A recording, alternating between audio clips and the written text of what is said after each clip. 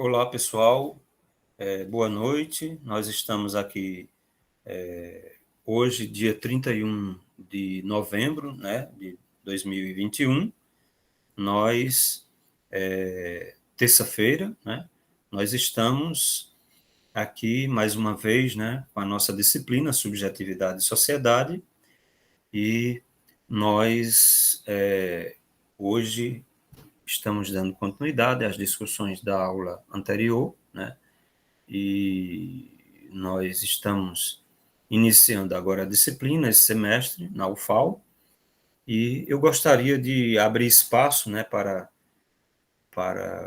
perguntas, para questões, né, do pessoal em relação à aula anterior, em relação às questões que a gente vem discutindo, né? A gente está trabalhando aqui com Habermas, né?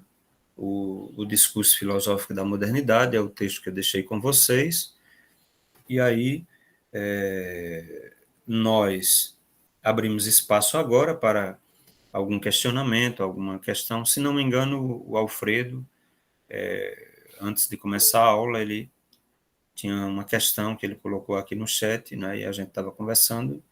E aí, Alfredo, fica à vontade para dar o pontapé inicial da nossa aula de hoje, né, da nossa conversa, que eu pretendo traçar hoje um percurso assim geral da disciplina, retomando as discussões que a gente fez anteriormente sobre filosofia, subjetividade e sociedade desde a época moderna, né?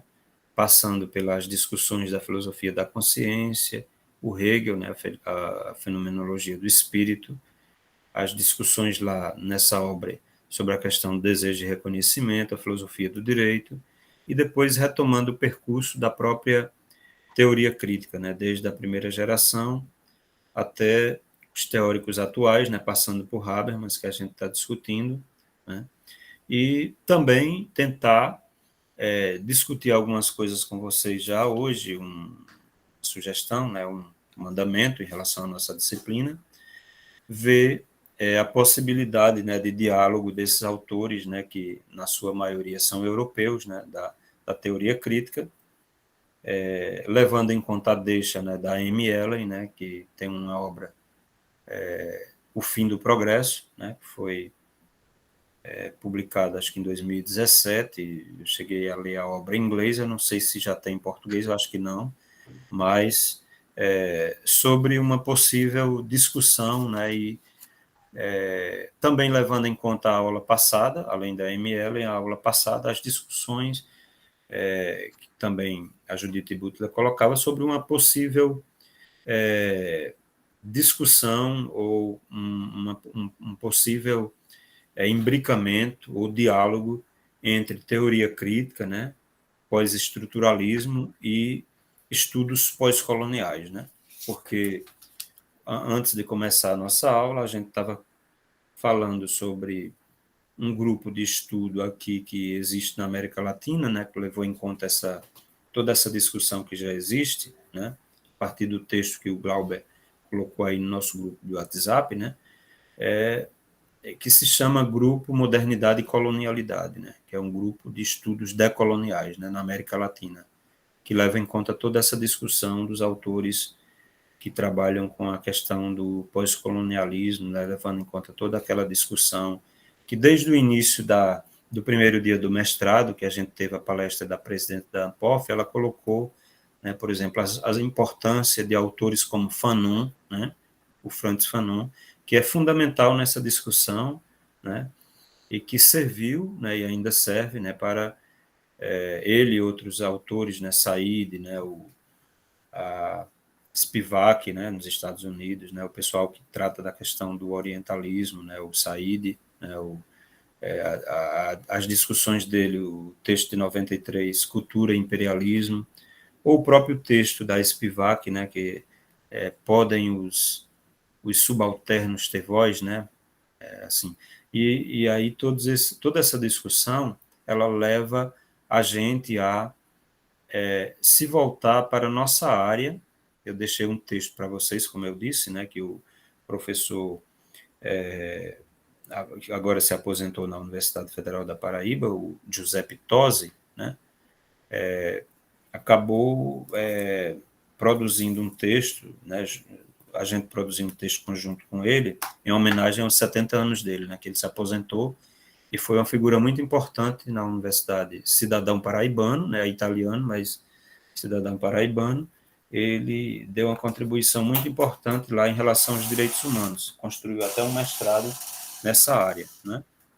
Então, a gente fez um livro em homenagem a ele, está até a capa do livro aí no nosso chat, né? Porque ainda não saiu, a editora ainda está, o pessoal ainda está fazendo as correções ortográficas e tal, e daqui talvez a um mês no máximo, acho que o livro está já nas nossas mãos, né? Em PDF, em e-book. Mas aí, por que essa questão, né? Assim, eu falava para vocês anteriormente que, inclusive, minha filha fazendo PIBIC, né? Ela faz graduação em Direito e um dos temas dela do PIBIC e um dos autores que ela está trabalhando, o pessoal a galera do Direito está trabalhando lá na CEUN, onde ela estuda, é do Walter Mignolo, né? E ele é um argentino, né? Que tem uma discussão muito interessante sobre a América Latina, né? E ele faz parte desse grupo de estudos, né? Estudos decoloniais, né? Modernidade e colonialidade, junto com Henrique Dussel, né? Que é um filósofo importante aqui na América Latina, o Boaventura de Souza Santos, que é português, mas que tem um trabalho muito grande aqui no Brasil, no estado de São Paulo, o Quijano, né? Mas não, a gente comentava que não tinha nenhum brasileiro, né, nesse grupo. Assim, infelizmente, a América Latina e o Brasil tem determinadas peculiaridades e que a gente, vocês que estão fazendo mestrado agora e a gente que é filósofo aqui no Brasil e que muitas vezes se preocupa e lê muitos textos, né, dos filósofos europeus, do ponto de vista das discussões ético-políticas e jurídicas, né, eu acho que a gente teria que começar também a ter uma preocupação com a nossa região aqui, do ponto de vista geopolítico, né, e do ponto de vista, tanto, vocês muitos são professores aqui de Direito, o Júnior, né, eu lembro, Francisco até, eu acho que no meio militar, né, o ISMAR, né, eu já vi algumas propagandas aqui do SESMAC, né, acho que você, não sei se é professor de lá, né, da universidade, da faculdade, e tem outras pessoas aqui que trabalham Clayton, né, assim, e a gente da filosofia, porque eu cito vocês são da área jurídica, né, e aí eu vejo já o pessoal com uma certa preocupação, aqui mesmo em Alagoas, já vi professores trabalhando com textos do professor Alberto Viva Flores, que é colega da gente aqui, filósofo mexicano, né, e que tem textos aqui, né, voltados para a América Latina e o Brasil. E aí aquela discussão, né, que o Júnior colocava, e que eu tenho um posicionamento muito parecido, assim, a preocupação da gente como filósofo também, né, se dar a conhecer e também ter uma preocupação do ponto de vista geopolítico com a nossa região, né? Começar a gente também a produzir, ter uma certa independência, né?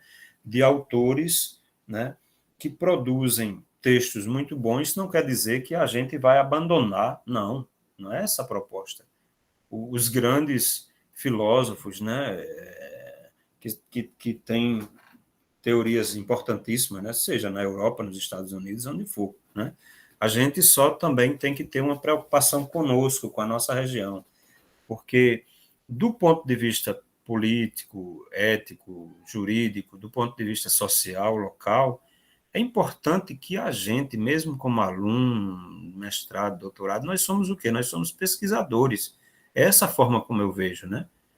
Independentemente da fase, né? Você que está pesquisando agora no mestrado, você que vai para o doutorado, você que vai para um pós-doutorado, você que está pesquisando conjuntamente com vocês, que é professor já da universidade, que está ministrando aula, que é o meu caso, a gente tem que ter uma preocupação também nesse sentido, né?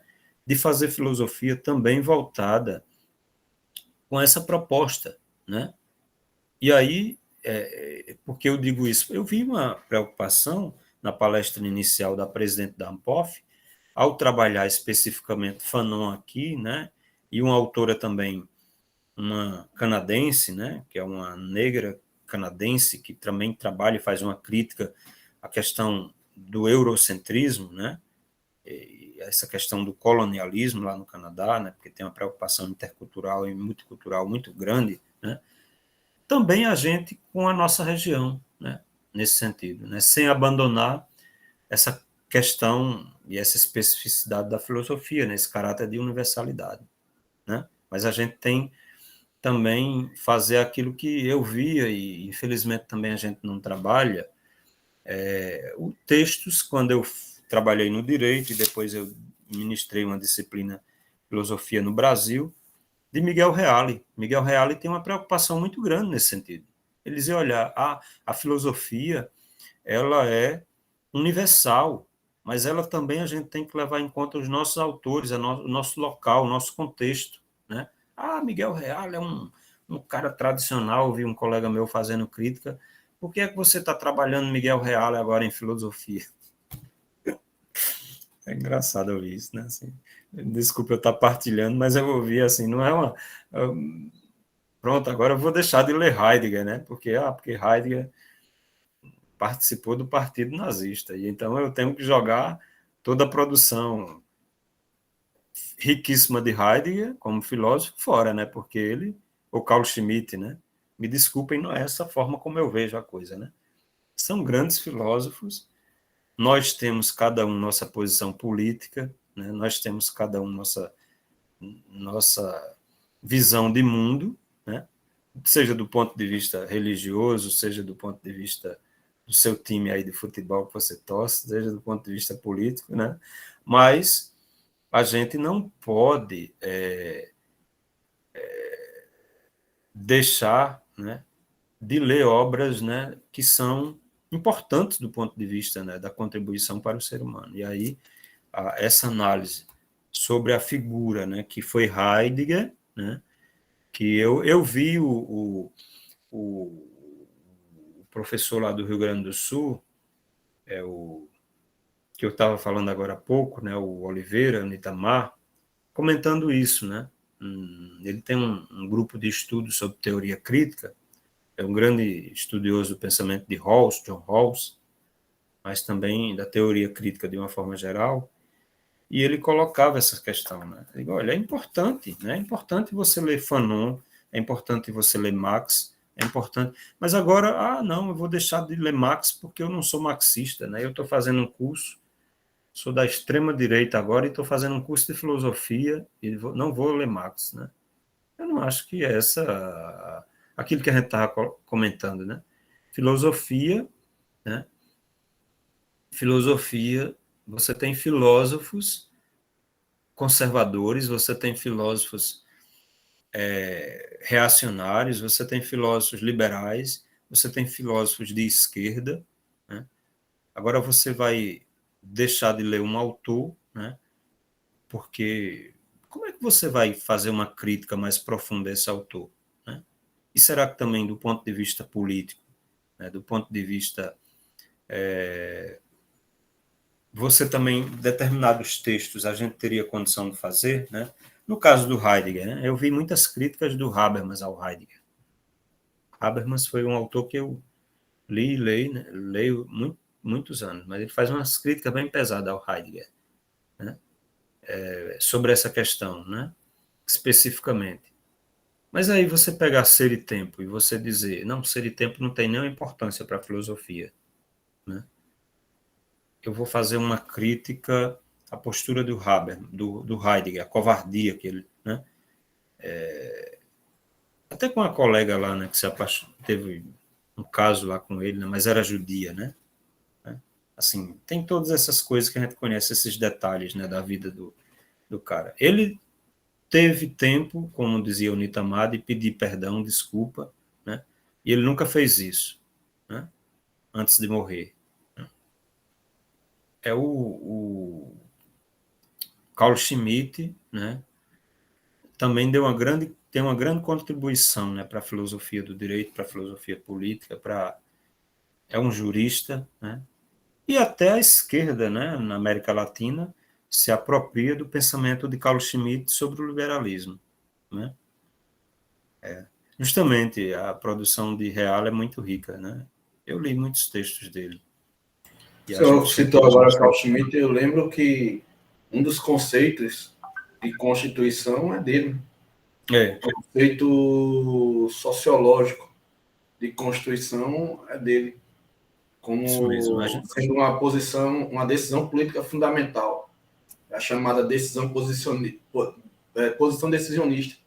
Ele trata Uhum, dela em uma palestra que ele deu, intitulada O que é uma Constituição.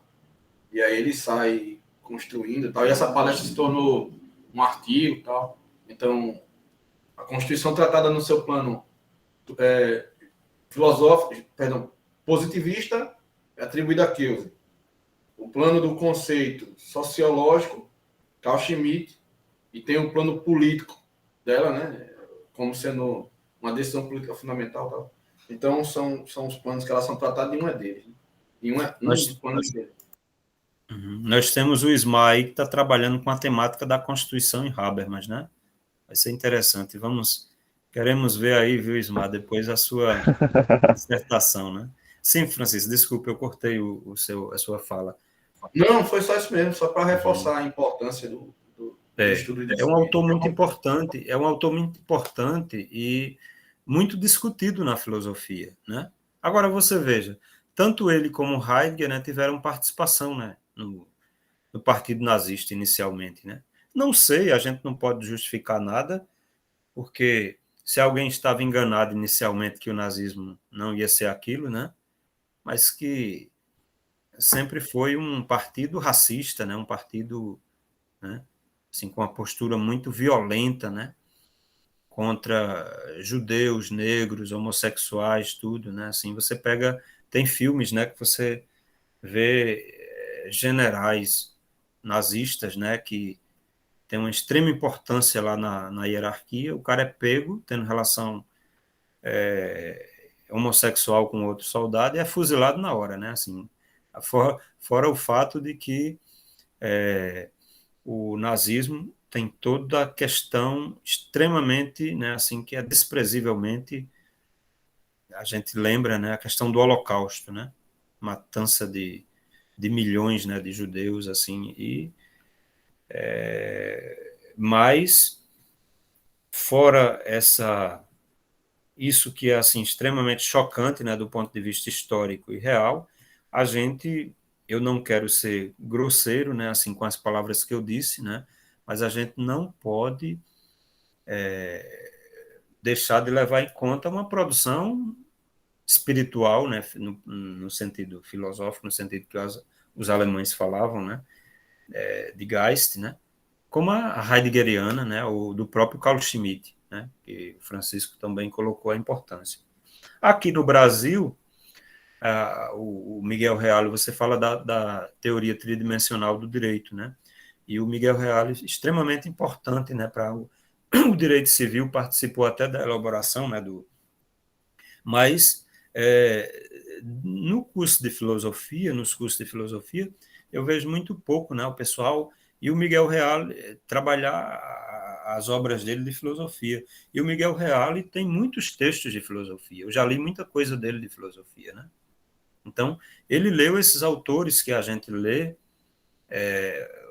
europeus, e lê uma coisa que a gente deveria aprender com Reale, ele lê os nossos autores brasileiros sem nenhum preconceito de diferença de igualdade. Ele lê Farias Brito, ele lê Tobias Barreto, como ele lê autores europeus e cita Kant, Hegel, Heidegger, né?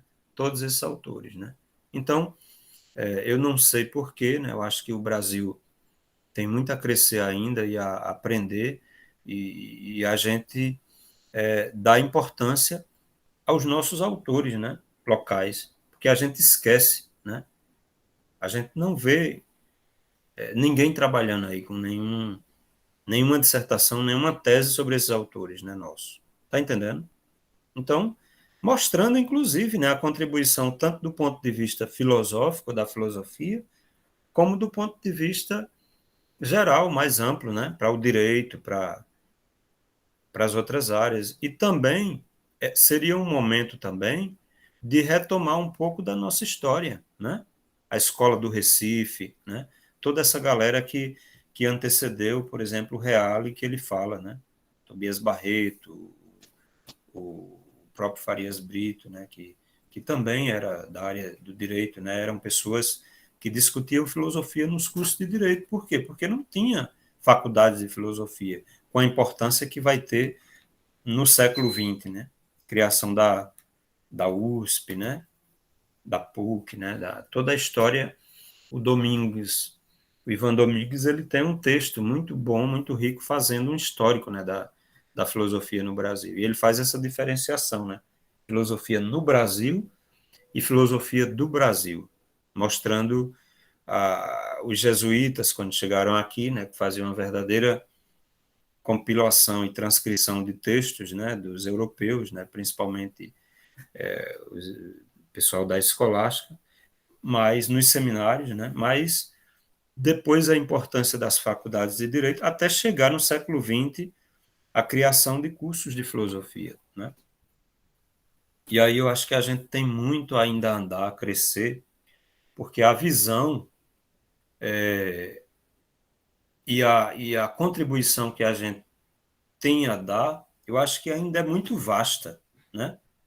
A gente vai caminhar com o desenvolvimento ainda desse país por muitos anos, né? E eu espero que a gente possa, né, superar uma série de dificuldades, inclusive que a gente está tendo no momento, né, do ponto de vista social, político, até chegar, né, a dar importância, por exemplo, que os grandes países, os países mais desenvolvidos e até países da América Latina dão à filosofia, né, e que a gente,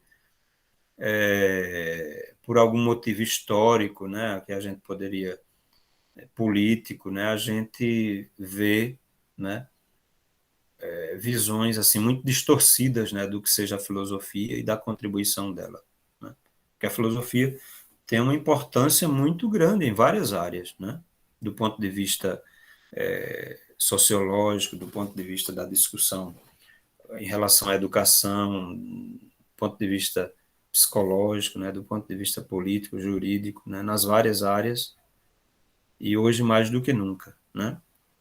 Então, a gente só tem uma diferença, né, em relação a como é se fazer filosofia. Hoje o Habermas trabalha, tem um texto aqui, né, o Pensamento Pós-Metafísico, onde ele trabalha dessa questão desse lugar, né, de fala da filosofia, né, a importância da filosofia, né?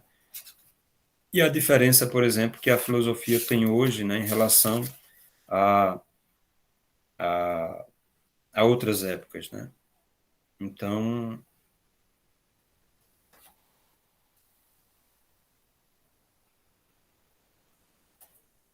ok. Pessoal, então, era o Alfredo, né, que tinha uma questão, né? Não sei se eu cheguei a responder, se ele chegou a colocar. Desculpe, viu, Alfredo? Eu acabei. Tranquilo, tranquilo. Mas é assim Você, mesmo. você A gente gostaria foca. de colocar a questão novamente? Pois então, é justamente referente a um aspecto da teoria de Habermas, certo? Ele vem de uma tradição da escola de Frankfurt, teoria crítica, certo? E ele critica justamente aos seus colegas o aspecto pessimista, né? Quando justamente ele tira, vamos dizer assim, ele extrai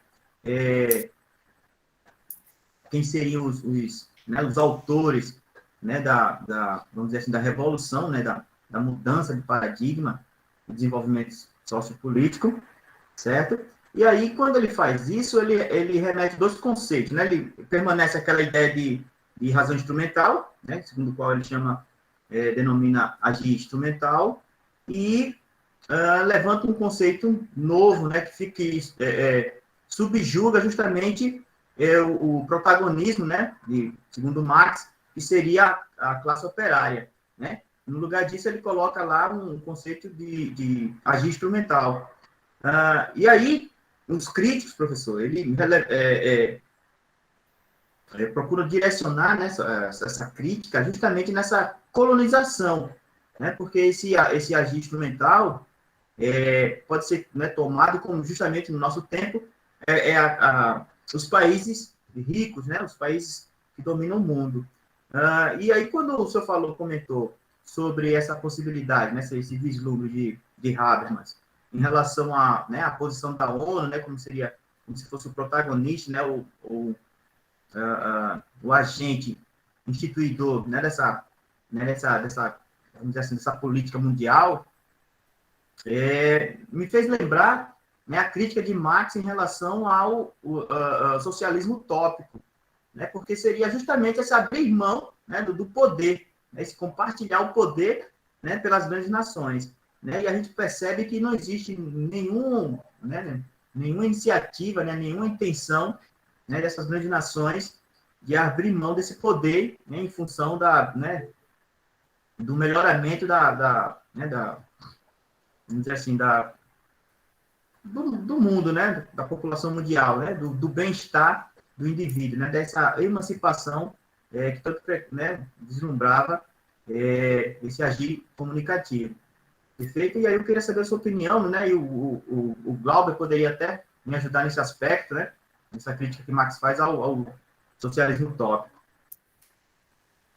Ok. Você gostaria de começar, Glauber, ou eu? Eu queria sim, professor. Alfredo, então, eu estava até estudando um pouco o Habermas com uma ótica marxista, né?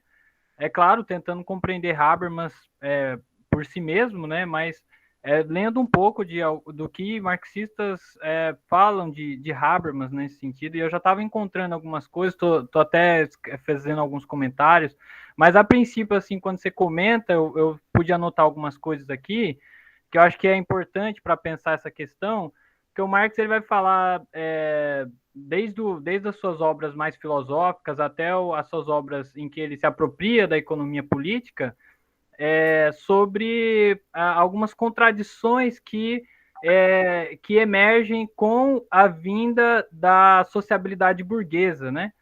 Da transição de classes feudais para classes burguesas, em que ele fala que já no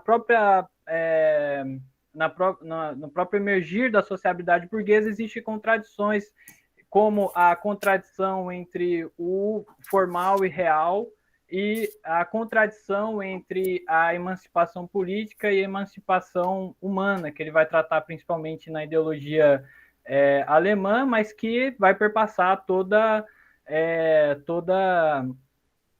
as obras dele como fundamento, né? E aí ele chama atenção para essa centralidade do trabalho em detrimento da centralidade da linguagem. Eu acho que essa é a grande questão entre Habermas e Marx, né? Que eu acho que o professor poderia falar melhor. Mas aí eu procuro ver muito essa questão no sentido da categoria alienação, porque a categoria alienação ele vai propor essa categoria, porque ele vai analisar de que a partir do momento em que os trabalhadores eles são alienados, separados dos seus meios de produção, e aí no caso esse meio de produção é produção da própria existência e produção da consciência, em que a alienação econômica produz uma alienação da consciência, existe já essa derivação da sociabilidade burguesa dessas contradições, contradição formal real, contradição emancipação humana, em que, ao invés de ter, por exemplo, uma educação, e aí tem uma obra do Steve Measures que ele vai falar para além da educação, né? Ele vai falar que ao invés da educação estar sendo direcionada para a emancipação humana, ela está sendo direcionada para a extração de mais-valia, para mais-valia, e existe um antagonismo fundamental entre capital e trabalho nesse sentido. E aí, pensar as classes sociais, pensar o primado da categoria trabalho, seria você partir já das condições objetivas da existência para discutir política e linguagem nesse sentido, né? Só que linguagem e trabalho não seria contraditórias. A proposta de linguagem e trabalho não são contraditórias. A linguagem está contida no trabalho como uma das suas capacidades. O Marx vai definir o trabalho como a capacidade da tendência à universalização, da universalização do humano ser universal, da linguagem articulada como uma capacidade do trabalho, e da teleologia, onde você tem essa prévia ideação antes da execução material da sua ação nesse sentido, né? Então não tem uma contradição, e sim é preciso ver com categorias escolhidas, né?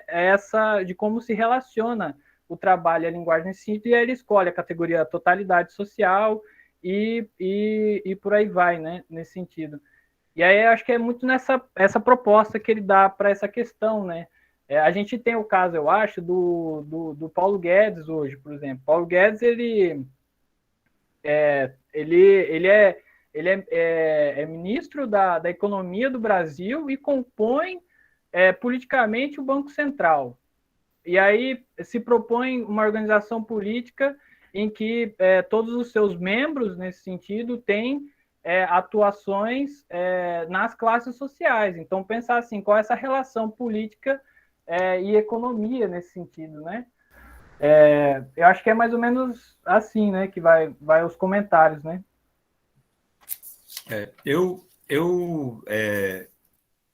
espero que não seja muito prolixa, muito comprida, assim, a minha questão, a minha resposta, mas tem muita coisa aqui, sabe, eu gostei da fala do Glauber, viu, Alfredo? Mas, assim, teria muita coisa a comentar. Primeiro, porque a sua pergunta, ela começa a tratar um pouco daquela questão da diferenciação em Habermas entre agir instrumental e agir comunicativo, né?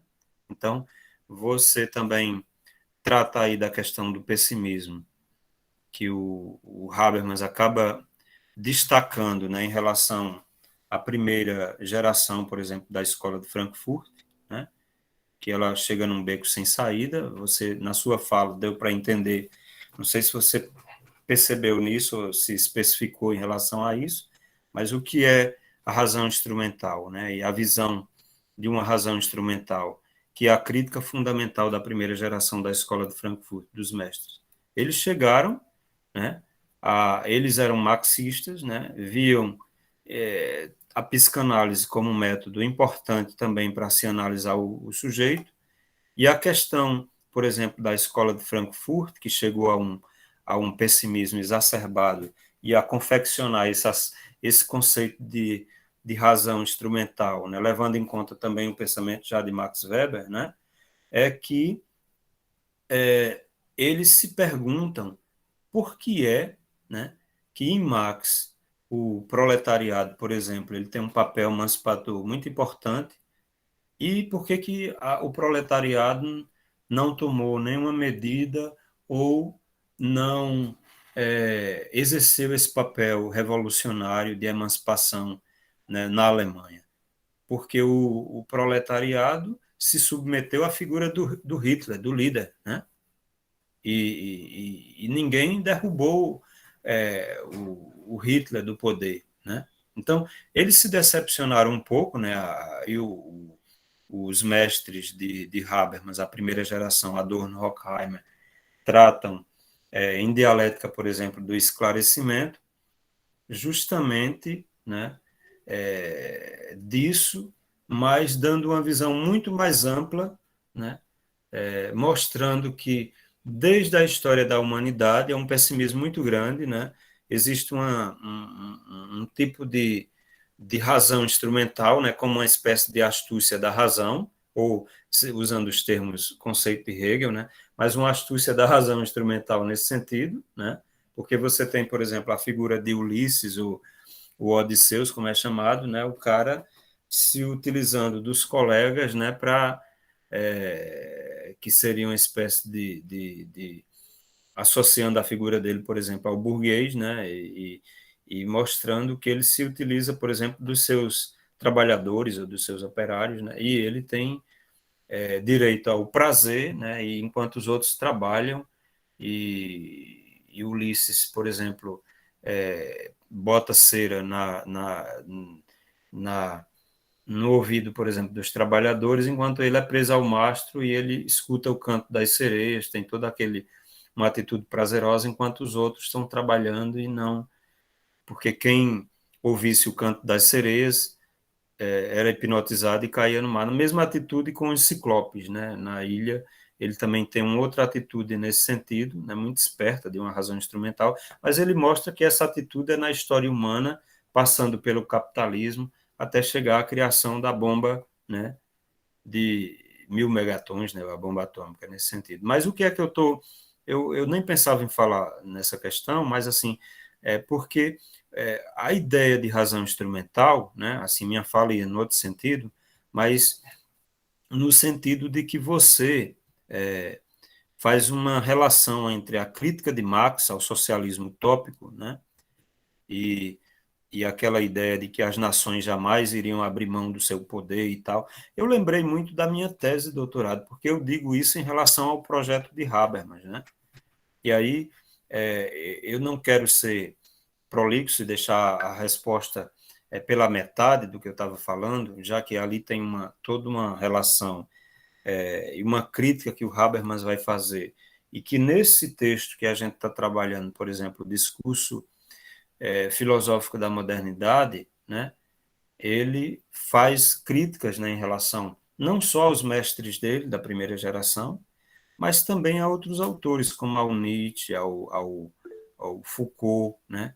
E a outros autores, até o Lacan entra, né, na história ali, né, como conservadores, né, jovens conservadores, ele chama, né, e ele acaba, inclusive, não dando a devida importância a Nietzsche na crítica, por exemplo, que a teoria crítica da primeira geração deu, ou a Foucault, né, como a geração atual, por exemplo, da teoria crítica dá, né, e o pensamento pós-estruturalista. Mas veja, voltando e partindo do final, que é a sua preocupação e a sua abordagem, a sua pergunta em relação, por exemplo, ao próprio projeto habermasiano, que já é aqui o Habermas adulto, mais maduro, né? Porque, por exemplo, o Glauber está falando ali da crítica do Habermas já ainda jovem, né? Assim, para a reconstrução do materialismo histórico, né? Ele está fazendo toda aquela análise em relação ao pensamento de Marx lá no início da carreira, tá entendendo? Quando ele ainda está estruturando, digamos assim, a teoria da ação comunicativa, né? E aí ele vai mostrar e fazer uma crítica em relação a essa ideia de instrumentalidade, por exemplo, que o trabalho tem, né? A crítica que o Glauber já está tecendo, ela é interessante nesse sentido, porque, por exemplo, os marxianos, o pessoal que trabalha com, com Lukács e Marx de uma forma geral, eles já vão tecer uma crítica à crítica que o Habermas fez ali, né? Então, como o Habermas está colocando a questão do trabalho de um ponto de vista puramente instrumental, lá em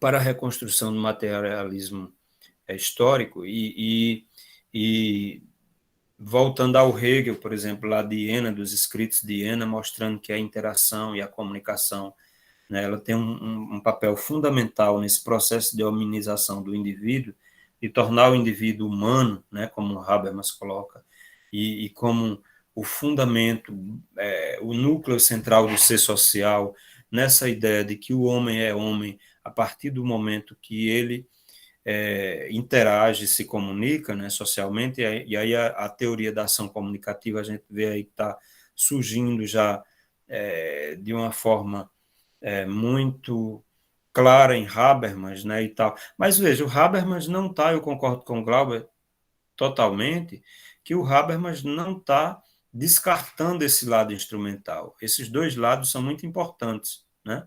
Tanto o agir instrumental, né, do ponto de vista da reprodução, como o agir comunicativo. Essa, inclusive, é a crítica que o Axel Honneth, que é discípulo de Habermas, vai fazer numa obra que ele escreveu, onde ele tece críticas. Primeiro, nos 3 primeiros capítulos, aos mestres da primeira geração, Adorno e Horkheimer. O segundo capítulo, a Foucault, né, que ele acha que tem uma importância muito grande, os 3 outros capítulos em relação a Foucault, né, que inclusive foi a tese de doutorado dele, e aí depois ele acrescenta 3 capítulos a Habermas, uma crítica a Habermas também, né?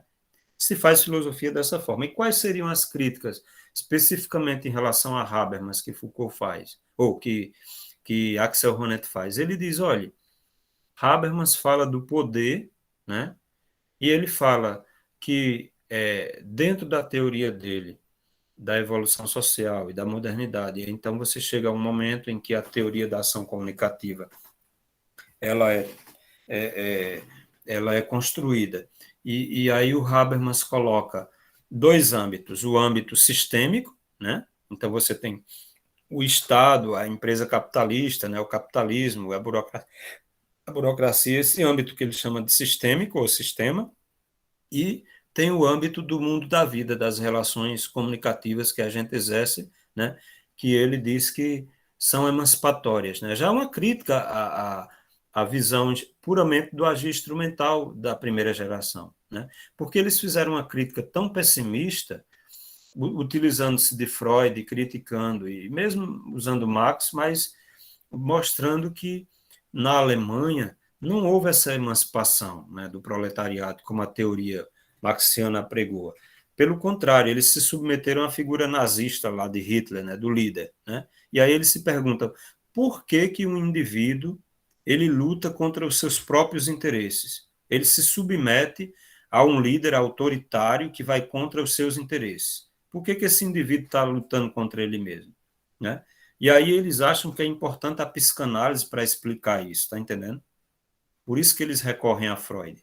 E aí Freud vai muito bem explicar a psicanálise, ela é um instrumento muito importante nesse sentido, para mostrar o porquê dessa autoalienação desse indivíduo, né?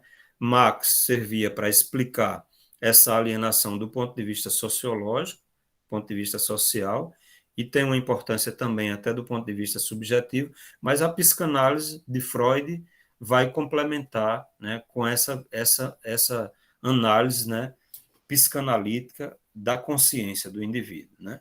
Por que que determinados impulsos ou determinados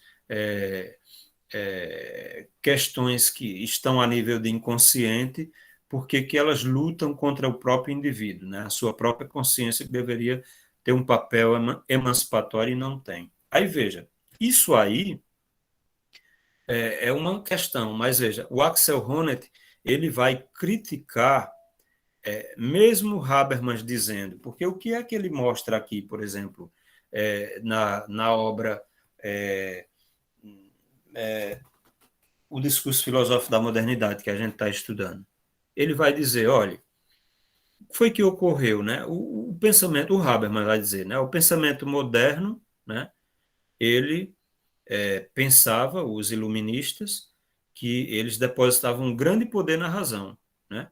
Então, os autores iluministas, a razão tem um papel emancipatório, né? A burguesia dizia, vamos construir um mundo. Aí você tem a utopia de Thomas More, né? Você tem os primeiros grandes filósofos, todos eles davam importância muito grande à razão e achavam que iam construir um tipo de estado de sociedade perfeita, livre de todos os males. O pensamento iluminista é assim, da Aufklärung, né? Então, todos os problemas humanos iam ser resolvidos. E aí, o que é que a escola de Frankfurt vai mostrar? Vai mostrar que não foi isso que aconteceu, né? Que a humanidade e o sistema capitalista criou formas de escravidão e de domínio do próprio ser humano, né?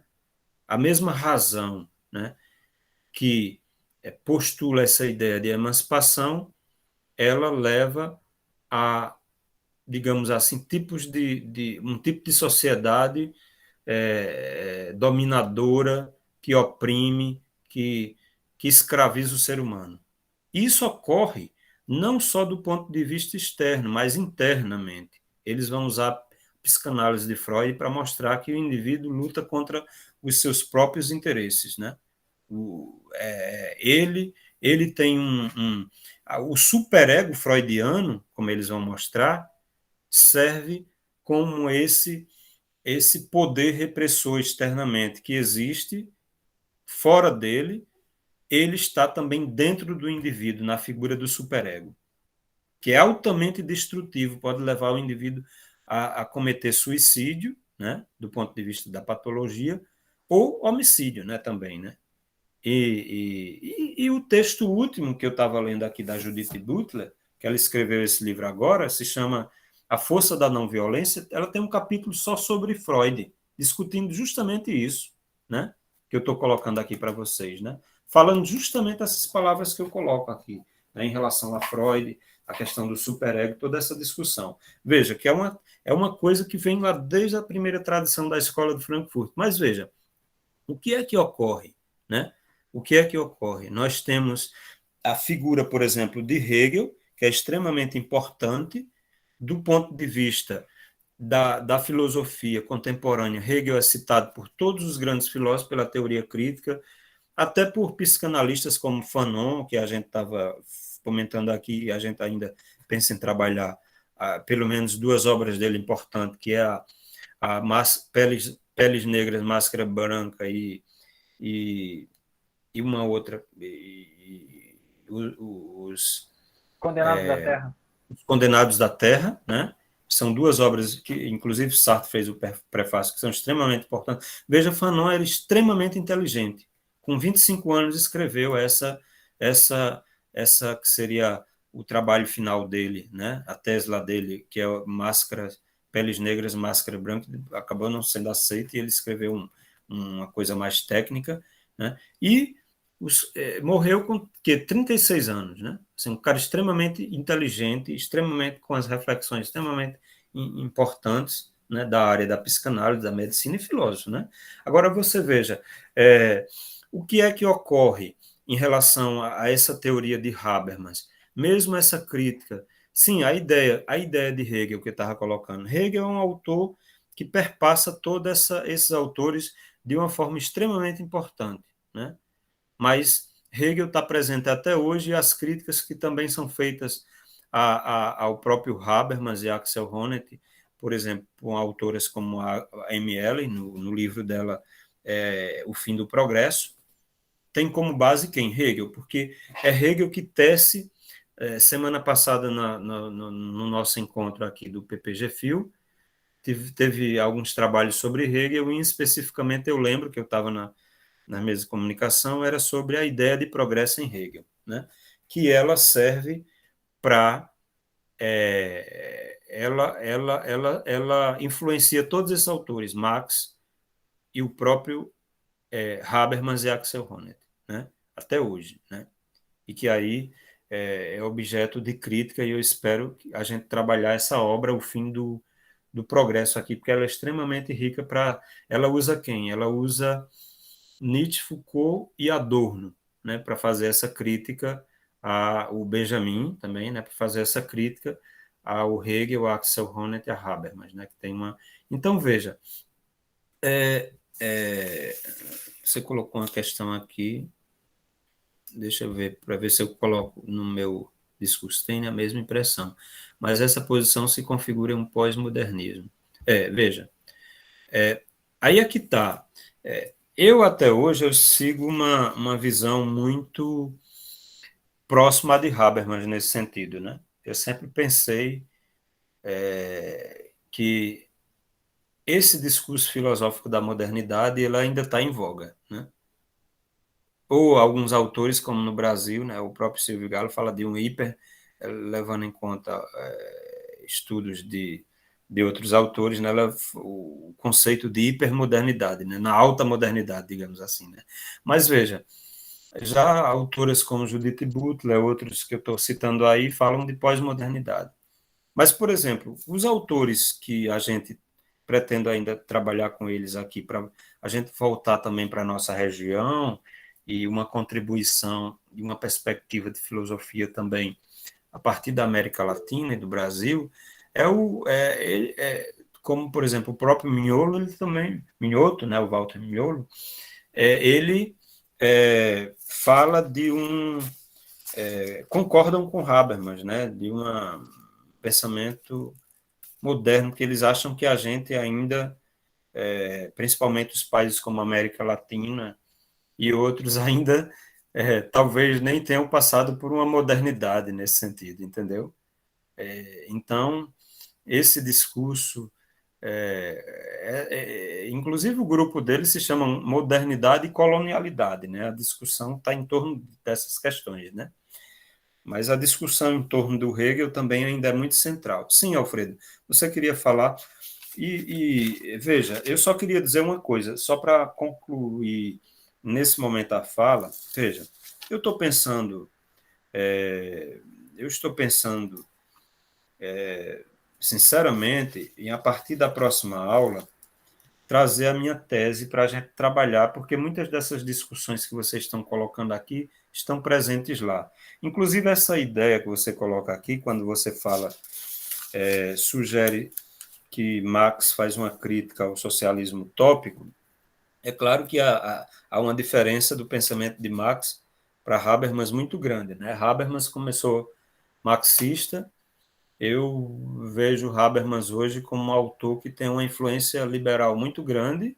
Na minha tese, eu faço até uma crítica nesse sentido. Eu digo que o Habermas, né, tem uma visão liberal, né, porque ele fala de uma democracia radical, né, e diz que tenta conciliar liberalismo, republicanismo e tal, e tem uma teoria deliberativa e tal, mas a minha crítica vai nesse sentido, sem tirar nenhuma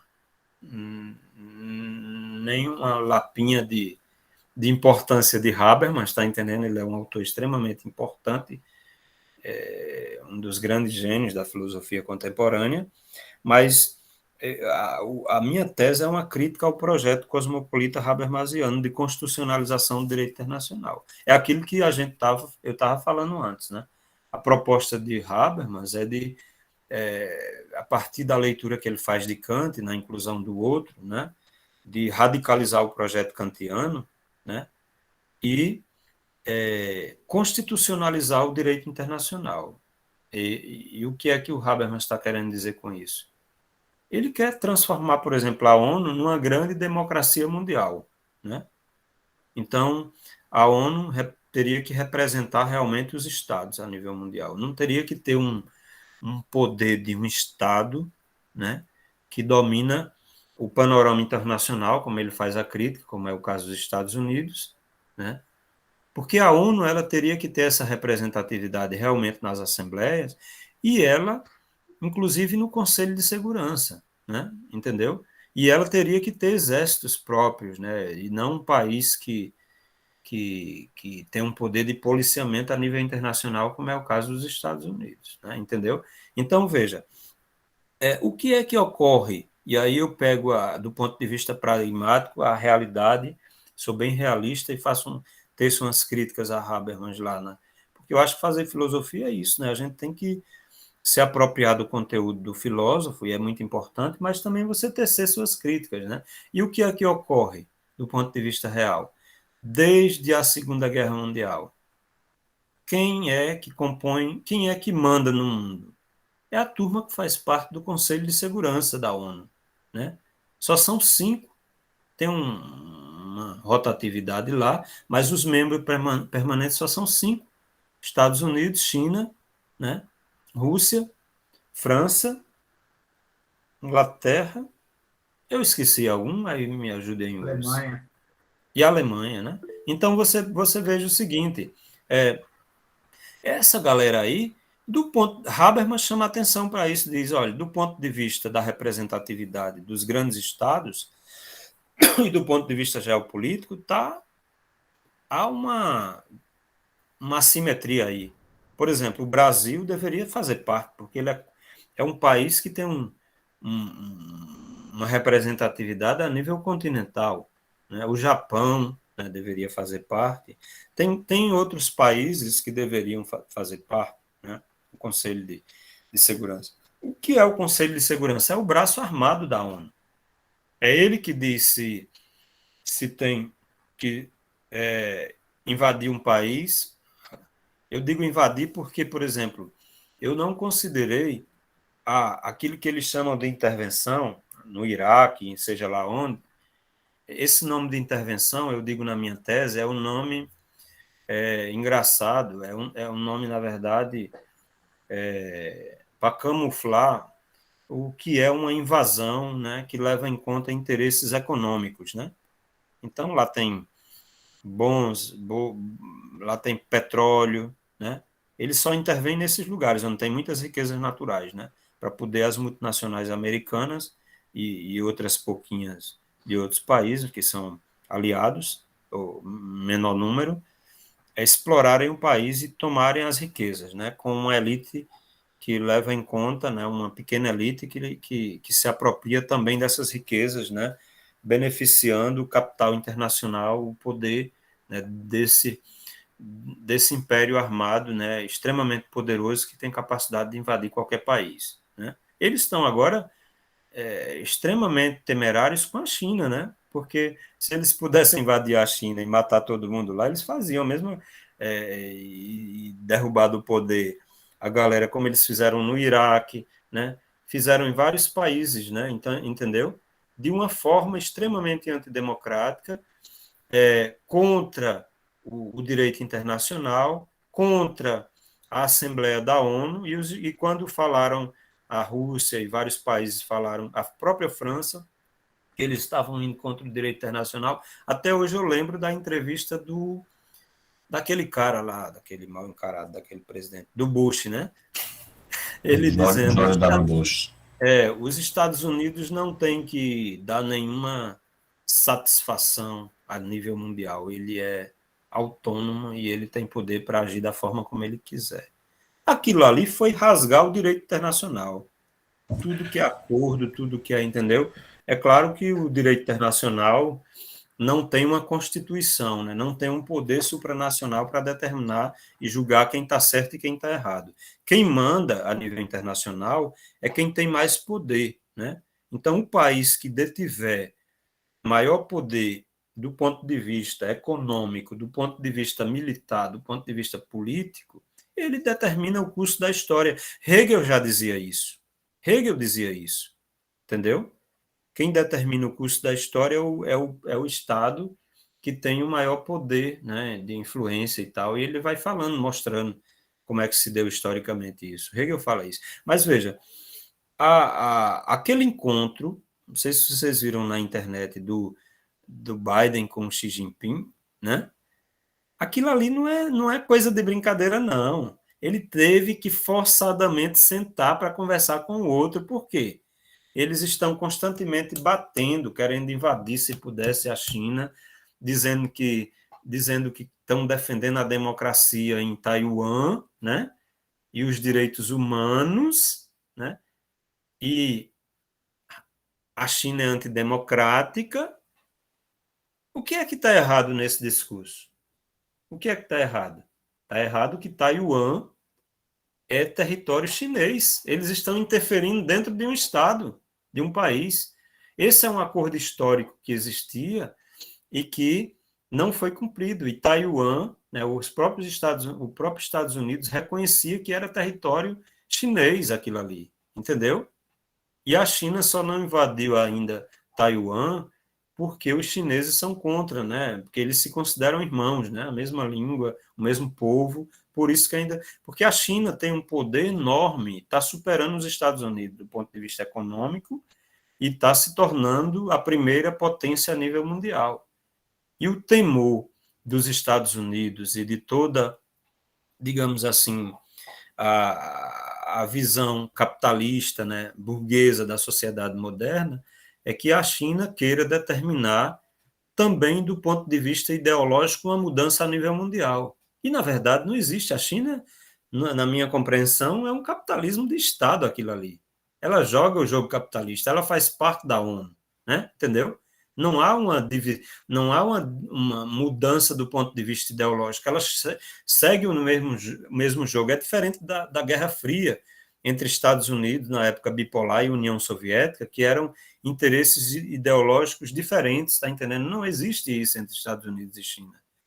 É uma briga por poder, é uma briga geopolítica. Agora, quem está errado nesse sentido? Eu concordo, eu considero os Estados Unidos totalmente errada, mexendo no quintal da casa dos outros, mexendo na casa dos outros, no mar da China. Por quê? Porque não quer perder o monopólio mundial, o poder mundial que tem.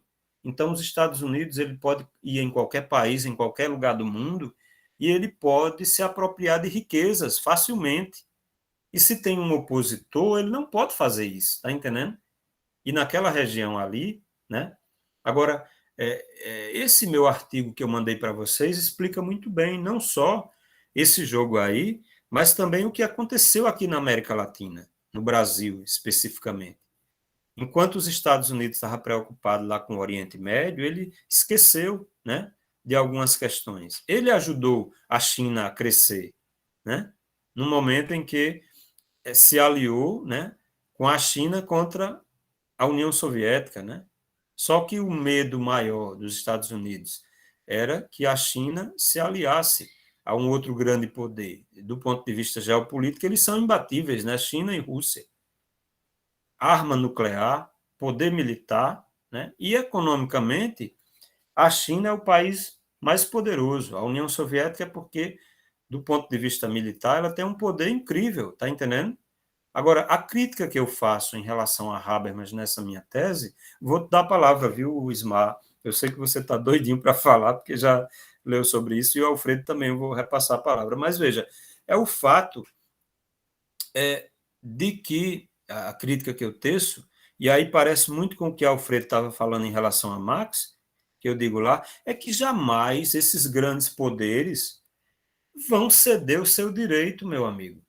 Dizer, vamos construir uma democracia cosmopolita na ONU, onde todo mundo vai ter direito à voz. O que é que ocorre do ponto de vista fático? Ocorre que a Assembleia da ONU tem 190, acho que é 3, 98, eu não lembro agora. Faz tanto tempo que eu escrevi a tese que até isso eu esqueci. País na Assembleia representando, e aí você tem 5 países no Conselho de Segurança que tomam as decisões a nível mundial. E qual é a regra do Conselho de Segurança? É que se um país, 193, obrigado, Júnior, é que se um país desse for contra qualquer medida, então o que foi votado por 193 países vai por água abaixo, por conta de um país, tá entendendo? Isso é democracia?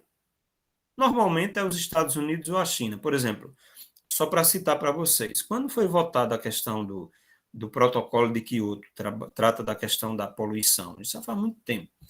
Quem foi contra? Quem é contra normalmente? Estados Unidos e China. São os países que mais poluem, né? Entendeu? Então, contra determinadas medidas, por exemplo, os Estados Unidos, nesse meu texto aí, eu coloco para vocês, por exemplo, os Estados Unidos foi contra o Tribunal Penal, tem explicando aí detalhadamente por que ele e Israel foram contra. Está entendendo? A criação do Tribunal Penal Internacional para justamente na luta entre para justamente, deixa eu abrir aqui o chat que eu vejo os comentários de vocês, tá? Na luta imperialista, os países periféricos são carne de canhão. Isso mesmo, é isso mesmo, Glauber, é isso mesmo. Entendeu? Agora você veja, eu concordo plenamente aquilo que Alfredo estava colocando, usando Marx. E é isso que eu coloco na tese, né? Jamais essa proposta, por exemplo, de Habermas, eu digo lá que é utópica, porque jamais quem tem o poder na mão, né, jamais vai aderir à ideia de uma democracia cosmopolita universal. Ele jamais vai querer uma igualdade. Imagina, um país que tem poder de invadir qualquer país do mundo, se articular com determinadas elites locais, né, dizendo que essas elites são democráticas, na verdade, mata meio mundo de gente que se coloca a favor do próprio país contra, né, a dilapidação da riqueza nacional, chama sei lá de quê, de comunista, sei lá de quê, de terrorista, e aí você bota uma família para roubar a riqueza todinha do país, e se ela ganhar 1% do que está sendo explorado ali, ou 5%, ela está riquíssima, né? Comparada a um país que está explorando a multinacionais, né? atrelada a um poder internacional, como é os Estados Unidos. É o que ocorreu, né? E outra coisa, essa história de querer fazer do mundo o seu espelho, eu digo justamente isso na tese, como os Estados Unidos. Os Estados Unidos diz, a China não é democrática, então vamos lutar contra ela, né? Quem disse que a China é menos democrática em termos de democracia real? Você dizer que aquela democracia liberal americana, que na verdade é um oligopólio, sei lá o que lá, né? Ali é o quê? Ali é o governo dos ricos, Estados Unidos. Como é um país muito rico, que tem emprego para muita gente, muitos, inclusive daqui da América Latina, do Brasil, muita gente vai lá e fica até ilegal para conseguir emprego, muita gente se beneficia. Mas dois partidos que não têm quase nenhuma diferença na política internacional. Você veja, a mesma coisa que o Trump estava fazendo, o Biden estava fazendo. Qual a diferença? O outro era muito estúpido. Era muito estúpido, saiu dando porrada em todo mundo, nos aliados, em todo mundo. Na Angela Merkel, todo mundo na Europa se voltando contra os Estados Unidos, os próprios aliados. Quando a China mandou máscara e meio mundo de produtos para a França e por outros lugares, e os Estados Unidos roubou, pirateou. Disse, não, a gente tem que levar aqui os interesses da gente. Lembram desse detalhe? No começo da pandemia, roubaram as máscaras, tudo que ia para a França, o Trump roubou, pirateou. Disse American First, né? América em primeiro lugar, né? Então, essa era a política dele, entendeu? E aí se colocando, inclusive, na política internacional contra os próprios aliados, né? O cara extremamente estúpido, lá um general lá que era braço direito dele na política internacional, escreveu um livro mostrando a estupidez, que ele não sabia de nada do ponto de vista geopolítico. Ele confundia países da América Latina com países da África, confundia. Rapaz, o cara é extremamente estúpido, burro, né? Agora, a extrema-direita elevou ele ao poder, tá entendendo? E aí botaram um cara mais velhinho, mas muito mais, né, sabidinho do que o outro, tá entendendo? Então, a diferença é essa. Na política internacional não tem nenhuma diferença, está fazendo a mesma coisa que o outro, entendeu?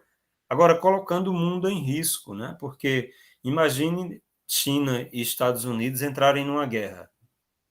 Países de um grande poder militar com armas atômicas. E a Rússia, que é o país que tem maior número de armas atômicas, um pouco mais do que os Estados Unidos, quase igual, mas ainda mais, né? Aliada da China. Entendeu? E aí toda essa coisa de Taiwan, que Taiwan é parte do território, se vocês forem ler a história da China, foi tomado, houve uma negociação, teria que voltar para a China, Estados Unidos apoiava Taiwan, que fazia parte da China, e agora Agora veja, quem é que vai aceitar o cara criar um país na frente da sua casa, do seu país, para botar bomba atômica naquele país contra o seu? Quem é que vai... Você vai aceitar um discurso de que seu país não é democrático? A China tirou milhões e milhões da miséria. É o país que melhor no mundo cresceu a economia e deixou de ser um país pobre, miserável, desde a década de 80 para cá, para se tornar a segunda maior economia mundial e agora se tornando a primeira. Né? E você dizer, e vá perguntar para o chinês se ele não quer ficar lá, se ele não gosta do país dele, se ele não está satisfeito, vá perguntar. Está entendendo? Quem tem que derrubar governo ou se colocar contra é o povo. Não é um cara que diz, o meu sistema de governo é melhor do que o dos outros, né? E eu tenho que importar para vocês, porque eu acho que o de vocês está errado, que não deve ser esse, né? Aí eu boto um partido político corrupto, boto o outro, porque a democracia, no sentido americano e no sentido que a gente conhece, é isso. Diz que é um governo do povo, mas é um governo de elites que conseguem cooptar a multidão, ludibriar e estar no poder, né? E aí é onde existe mais corrupção. Vá usar de corrupção na China. Aí sim eles vão falar de direitos humanos. Por quê? Porque o cara corrupto lá, ele é executado com uma bala e a turma manda a conta para a família pagar. Entendeu a diferença? Agora, dizer o próprio povo chinês é contra a invasão de Taiwan, né? Aí você vai falar de direitos humanos, mas você fala de direitos humanos e fala de democracia, e os Estados Unidos é a perfeição, né? O lugar onde mais se mata negros, é preciso um movimento Vida Negras Importa surgirem lá, né? Para denunciar a matança e o extermínio, principalmente da população negra pela polícia americana, mesmo sendo um país extremamente rico. Tem cenas incríveis, né? Tem uma cena que eu lembro de um filho dirigindo, o pai na parte de trás do carro com a arma pesada, o cara negro correndo e o cara vai lá e executa ele. Agora, 6 meses atrás, entendeu? Policial vai lá, isso mesmo, maior população carcerária do mundo, tem muito poder, né, para botar todo mundo na prisão, né? E aí, como é que fala de direitos humanos? Guantánamo, os árabes, fiéis de Alá, religiosos, sendo tudo estuprado, torturado. Não só lá, né? Porque eles podem fazer isso porque é território internacional, né? E aí não tem jurisdição, legislação, pode torturar. O cara é acordado qualquer hora do dia ou da noite e sendo torturado. Isso é o que é documentado, né? Documentários que a gente tem, por exemplo, do Iraque, de outros lugares que eles diziam que são aliados de alguns grupos, dos militares todos invadindo casas e estuprando meninas de 11, 12, 13 anos, e depois, para não deixar rastro, queimando viva. Tudo isso você vê na internet, no YouTube, em vários locais. Então, como é que vai se falar em direitos humanos quando houve guerra, que eu vi a Al Jazeera tentando mostrar o que eles faziam na guerra, eles metendo bomba no canal da Al Jazeera, pelo menos tinha um canal para tentar mostrar as atrocidades que um poder... Então, um poder imperial pode fazer tudo sem ter contraposição. Essa é a diferença. Quando surge um outro poder, né, aí ele barra nesse poder de estar fazendo tudo o que quer. E esse é o problema atual. Agora, a proposta habermasiana, quando eu fiz uma crítica a Habermas e a proposta dele de constitucionalização em relação aos textos dele de filosofia do direito internacional, eu não quis desmerecer Habermas, né? Tiveram alguns colegas que estudam Habermas, parece que sentiram como um chute no estômago, né, do Habermas, ou sei lá o quê, né? Eu tentei fazer uma crítica a partir do que eu compreendia. Talvez eu não tivesse uma leitura aprofundada, tão sofisticada, mas fiz, né? Entendeu? E aí eu estou pensando em retomar essa tese, né? Ela é grande, mas ela é muito fácil, né? E colocar aqui no grupo, e aí eu teria que ver com vocês, se vocês se dão por satisfeito da gente ter tratado do texto que a gente tratou até agora, né? Porque eu não posso também passar várias áreas discutindo o mesmo livro, né? Assim, o discurso filosófico da modernidade vai ficar para vocês lerem e relerem posteriormente. E aí eu passo a palavra ao Ismar e ao Alfredo, eu peço desculpas, eu me adiantei muito na minha fala. Quem foi primeiro foi que levantou a mão na fila? Foi o Ismar ou foi o Alfredo? Foi o Alfredo? Foi... acho que era o Alfredo, Ismar. Foi você, Ismar? Porque o Alfredo queria, acho que Eu não contrapor. sei, não sei. Não prestei Aqui, atenção. aqui aparece Alfredo e Ismar, tem essa abrir a fila, né?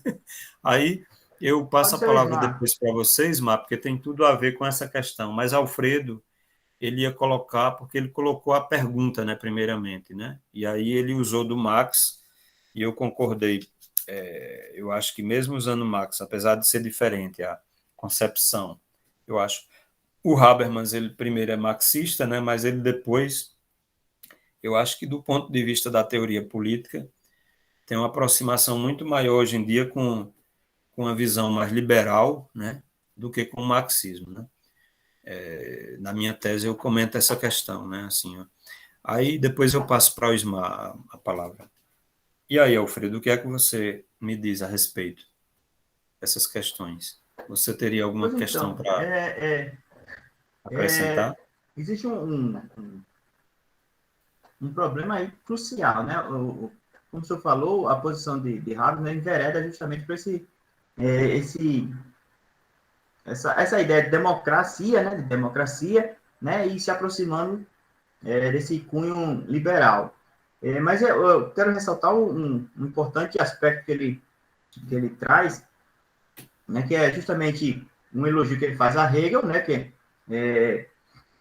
Hegel foi o primeiro filósofo a estabelecer a ideia de que estaríamos vivendo um novo período na história, né? Uhum. E ele retoma aquela análise de Kant e aponta o problema, né, inclusive, que é justamente aquela divisão, né, uma esfera de conhecimento, né? E aponta o erro de Kant, inclusive. Enquanto Kant diz, tem né, a esfera da ciência, a esfera da ética e a esfera da arte, certo? Essa esfera da ciência estaria ali contido a economia, certo? E também a política, de certo modo, né, a ciência política. Aí o que é que Habermas diz, né? E aí o senhor pode me corrigir se eu estiver equivocado. Ele diz, o erro de Kant estaria justamente na ideia de que essa esfera da ciência englobaria, né, a economia e a política. Porque é muito pelo contrário. Né? Primeiro é a política que engloba a ciência e as outras esferas, e existe uma esfera maior ainda, que seria a economia, o aspecto econômico. Né? Toda discussão que vinha comprometer o desenvolvimento econômico, né, sobretudo dos países dominantes, será tirado da mesa, sem questionamento, certo? É justamente por isso que eles estabelecem essa ideia de uma representatividade vitalícia, né, em relação aos países mais ricos, certo? Porque justamente quando esse país se sente ameaçado economicamente, uma coisa que ele não vai levar em consideração, em hipótese nenhuma, é a emancipação humana, certo? Essa ideia aqui vai prejudicar a minha economia, então tira da mesa, certo? Então, é justamente esse aspecto que, vamos dizer assim, que trava, né, puxa o freio de mão lá da proposta de Habermas, né, desse diálogo democrático entre as nações. Porque esse diálogo, essa visão direcionada, né, à emancipação humana, né, do ponto de vista do capitalismo, ela é secundária, necessariamente. Ela vai ser sempre secundária. Não pode colocar, né, eu tenho um autor que eu gosto muito, não sei se o professor conhece, né, e aí eu posso assistir até um filme, né, para os colegas assistirem no final de semana, que é o Ponto de Mutação, né, de Friedrich Capra. Não sei se os colegas conhecem, professor.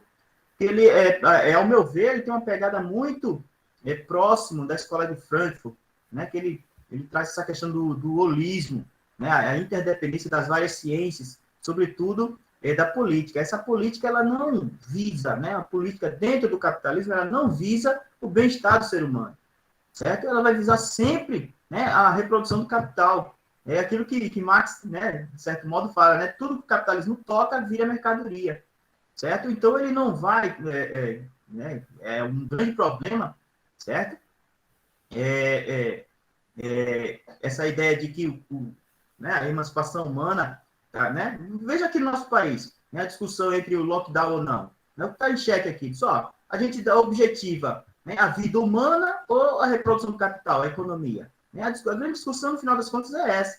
Né? Então, os caras que têm prejuízo econômico vão sempre falar, né, defender a tese de que a economia tem que se desenvolver, cara. Certo? Aí, vamos dar prioridade à economia, a vida humana secundária. E assim a discussão permanece. Tá?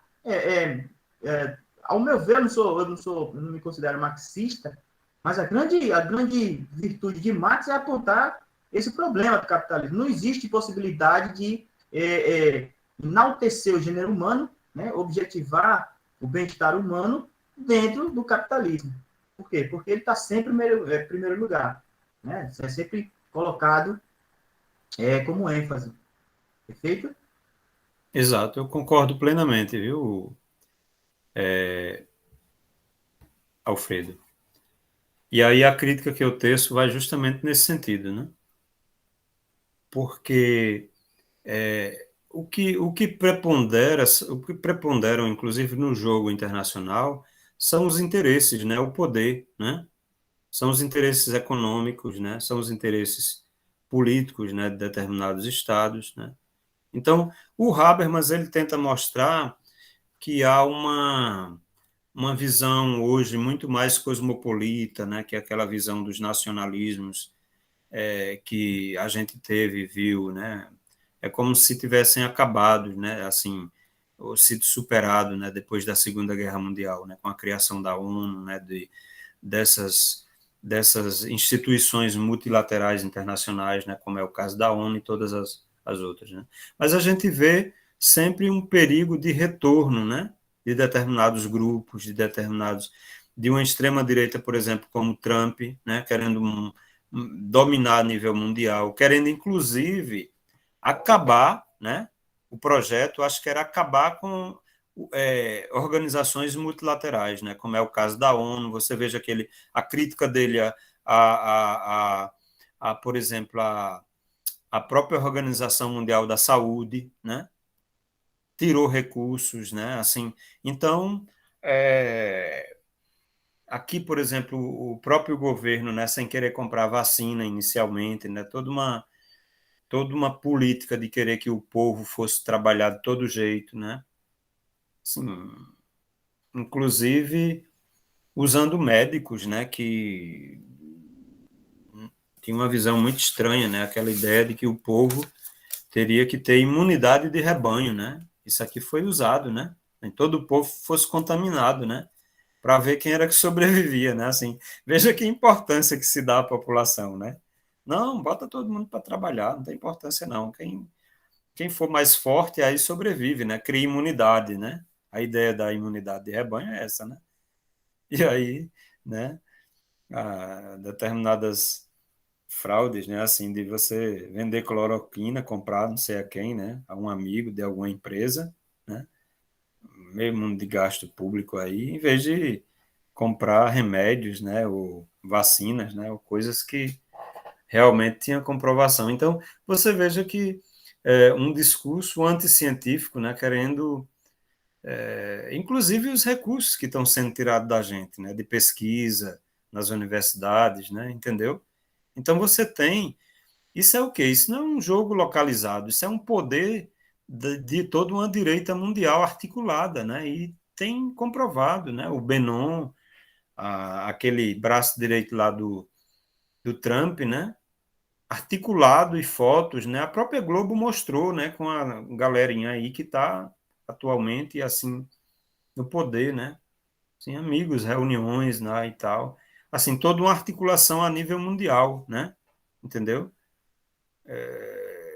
Inclusive contra o Papa, né? Francisco, né? Que é considerado um cara de uma visão progressista, né? Atualmente, né? Não digo em relação ao passado dele na Argentina, né? Porque a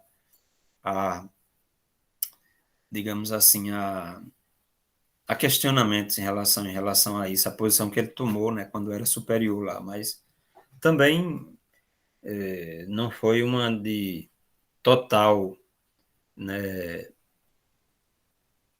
Total entreguismo de direita, não, né? Ele também chegou a defender muitas vidas, né? Conta a história, né? Mas também alguns argentinos também contram algumas histórias. Mas assim, sem nenhum questionamento, né? O Francisco é considerado um cara progressista, né, na igreja, né? E assim, e há comprovações, né, de que essa turma comprou até casas, né, assim, na Itália, né, para fazer oposição ao Papa, né? A extrema-direita articulada a nível mundial. Então, o que é que se leva em conta? São os interesses econômicos, né, como você coloca, né, é o que pesa mais, né? Então, a ideia do Habermas, né, é, de você criar uma democracia a nível universal, né? E aí que leva em conta não só os estados, né, mas também a indivíduos, né, e grupos, né, ONGs e tal, né? Essa é a ideia. A gente vai trabalhar. Eu vou estar olhando aqui o site, vou te passar a palavra, viu, Ismar? Desculpa tão tarde, mas é, o site da editora Filos, né, que a gente baixava direto agora, ele parece que retiraram os livros do site aí, né? Mas eu tenho esses livros, acho que o Ismar tem também, e a gente repassa. Vou botar aqui no WhatsApp para a gente começar a discutir essas questões, né, da minha tese a partir da próxima semana, né? A gente recupera algumas questões do próprio texto lá na tese, né, do, do discurso filosófico da modernidade e algumas obras de uma forma geral, né? E aí a gente parte para essas discussões mais políticas, éticas, né, geopolíticas, da filosofia contemporânea, né, que o Habermas está tratando e que tem tudo a ver com esse texto meu, né, que eu passei para vocês, né. Isma, eu te passo a palavra, peço desculpa, né, por ter passado tão... Não sei nem se você está aí ainda. Tô aqui, tô aqui. Nada, professor, que é isso. Não, eu só tenho poucas coisas a falar mesmo, até porque algumas coisas já foram faladas, né? Só que, enquanto foi falando sobre isso, algumas coisas vieram à cabeça, né? Primeiro, com relação à própria organização da ONU, né? Falou-se muito sobre o Conselho de Segurança, né? Em regra, o órgão máximo da ONU seria a Assembleia Geral, né? Só que isso Em fica no regra, papel, né? Só no papel.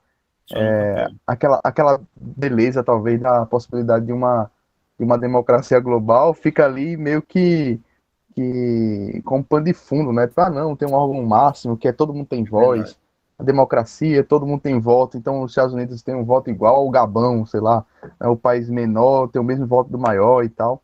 Só que o problema todo aí se dá na questão do Conselho de Segurança, né? Aqueles 5 permanentes, né? Nós temos 15, né? 10 que ficam mudando, o Brasil até entrou agora, né? Se não me engano, Uhum.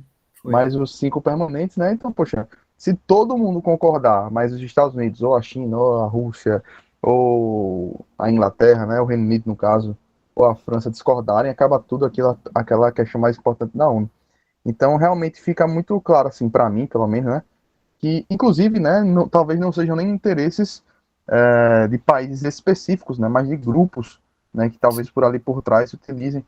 Que fica até uma coisa que para a gente, né? Nós somos meros mortais aqui conjecturando, que a gente não tem talvez nem como é que se diz, conhecimento das influências das forças ali que rondam, circundam aquele meio, né, que talvez até maiores do que países, alguns chamados aí, alguns falam dos metacapitalistas, né, aquela coisa toda das grandes organizações secretas, ocultas, nunca se sabe, né, se existe realmente alguma influência por aí.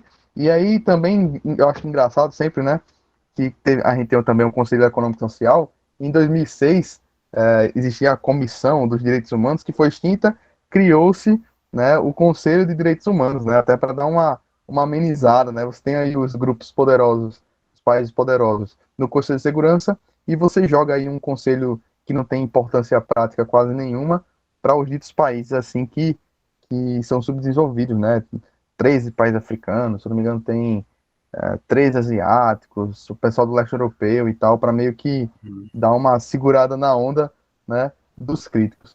Mas aí eu me lembrei, até peguei aqui, queria ler um pedacinho, né, da inclusão do outro, Uhum. você foi falando, e uma parte Sim. ficou bem interessante, porque era realmente a crítica que era do meu projeto, que eu até falei com o senhor, né, que é aqui na inclusão do outro, que o Habermas fala assim: enquanto esse universo estatal clássico moderno determina um horizonte intransponível, toda a perspectiva de uma construção cosmopolita e que não respeita a soberania dos estados ressurge necessariamente como irreal.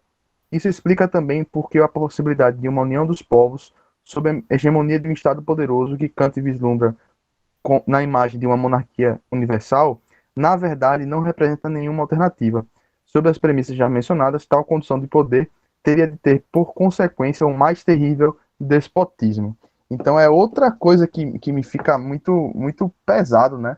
Tudo bem que ele fala aqui que seria uma análise atual e não no futuro e tudo mais, mas que é um perigo grande, né? Como foi falado muito aqui, né? Quem é que dominaria, né, esse organismo internacional, né?